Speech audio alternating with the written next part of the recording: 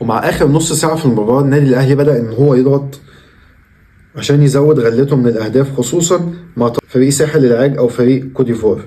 بدأ النادي الأهلي إن هو يبقى عنده كثافة عددية كتيرة جدا داخل منطقة الجزاء، واللي كانت بتتمثل في أسامة أبو علي اللي هو أنا شايف إن هو نجم المباراة التاني بعد إمام عاشور، وتحت منه على طول محمد مجدي قفشة، وعلى طول بيخش إمام عاشور من الجناح الشمال يخش يعمل زيادة عددية داخل منطقة الجزاء.